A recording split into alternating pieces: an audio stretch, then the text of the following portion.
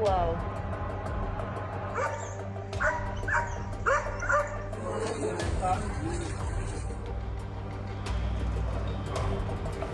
Y pues bueno, ya estaban viendo las imágenes de hace 2 días de este sismo. Así fue como se vivió en algunas partes de la Ciudad de México durante este temblor de 7.1 grados. Por eso es bien importante, ¿verdad?, que estemos preparados, que tengamos cultura. Por eso hay que hablar con el doctor Daniel Sánchez, que nos va a platicar qué debemos hacer antes, durante y después de un sismo. Querido Daniel, bienvenido. Gracias por estar con nosotros. Al contrario, ustedes, ¿qué tal? Muchas gracias. Oye, empezando, ¿qué hay que hacer antes de un sismo? Pues queríamos sensibilizar a la población acerca de este tema, pero creo que nos ganó el Sí. tema, ¿verdad? Tuvimos hace 3 días un evento que no esperábamos. Nunca sabemos cuándo vaya a pasar, ¿no? Así es. Y bueno, esta es precisamente la importancia de los sismos, es que no podemos prevenirlos ni predecirlos, Nada. que es algo muy importante.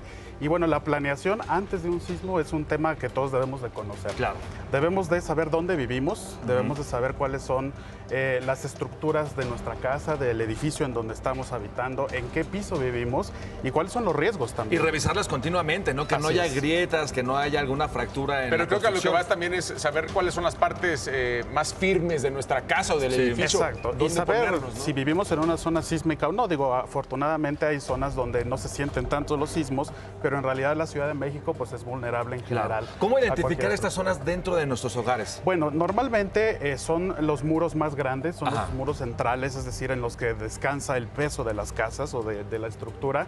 Generalmente están en la parte central, si es un edificio, por ejemplo, de departamentos, Claro. son las traves centrales que están Ajá. en todos los pisos normalmente. Las traves, para entenderlo, son las bases Exactamente, que detienen las bases. como la Que es espalda, la estructura La fuerte, ¿no? estructura, sí, eso que están, por ejemplo, en donde está a un lado de las escaleras de emergencia. Ajá. Y esos son los lugares que, en teoría, son más seguros por tener Claro. una estructura más firme en estos casos. Aquí en Sale el Sol nos encanta combatir las fake news. Muchas veces en las redes sociales hablaba de un triángulo de la vida. ¿Cuál es el triángulo de la vida? Que probablemente a lo mejor al lado de la cama o al lado de un sillón. O abajo de una mesa. O abajo de Eso la dicen. mesa, pues que no sea de vidrio, evidentemente, Claro, ¿no? el triángulo. ¿Sirve o no sirve esa Sí, teoría? sí sirve. Lo conocen también como el triángulo de la seguridad, Ajá. ¿no?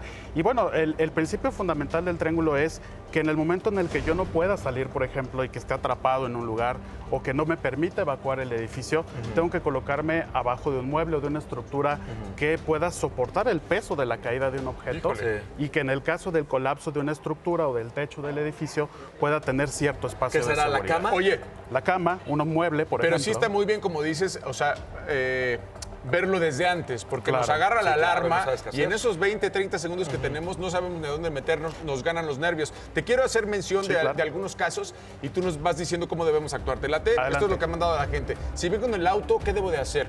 En ese momento debo pararme en un lugar seguro, en donde no esté fuera del tráfico, fuera del flujo de otros vehículos.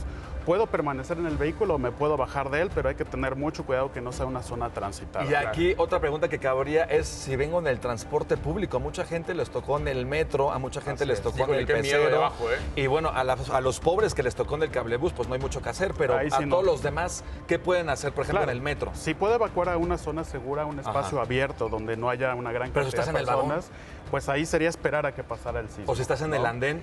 Esperar. En el esperar. andén hay que ubicar rápidamente las estructuras. Salidas de me imagino, ¿no? emergencia. Si tengo una salida de emergencia a unos cuantos segundos o minutos, adelante. Oye, ¿qué hacemos si Pero estamos, no, por no. ejemplo, en un departamento de 10 pisos Claro. y yo estoy en el quinto?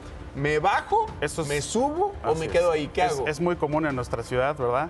Normalmente edificios pequeños, planta baja, primero hasta segundo piso, pueden llegar a evacuar en cuestión de segundos. Se supone que el tiempo máximo debe ser entre 30 y 35 Sí. segundos. Pero si yo vivo en un quinto piso hacia arriba, lo ideal sería o esperar en ese lugar, en los lugares de seguridad, o si vivo en pisos superiores, evacuar hacia ¿Y hay la alguna azotea. parte más segura a qué voy? Porque muchos te dicen, yo prefiero irme para arriba porque es más seguro, u otros dicen, quédate abajo.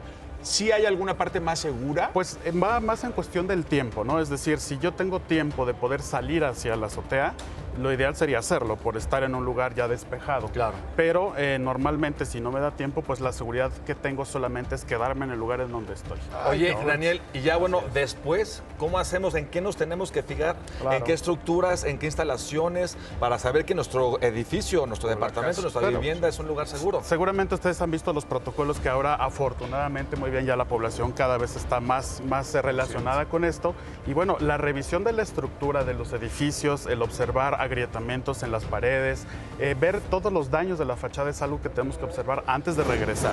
En una oficina, por ejemplo, la gente, los que trabajan ahí no pueden regresar si hay un daño estructural importante porque puede colapsar el edificio. Claro. Y en nuestra casa es muy importante también ver si hay grietas, si hay daños en las paredes y sobre todo objetos que se nos puedan caer encima. Claro, ¿no? Totalmente. Wow. Mi querido Daniel, muchísimas gracias. No, y al ahí está contrario. toda la información para que lo tomen en cuenta ya en casa. Y hay que tener estemos mucha bien calma, que abusados. creo que Por eso es lo supuesto. principal. Eso es lo principal. Gracias, Estar amigo. informados. Al Gracias, contrario. Daniel. Continuamos con más.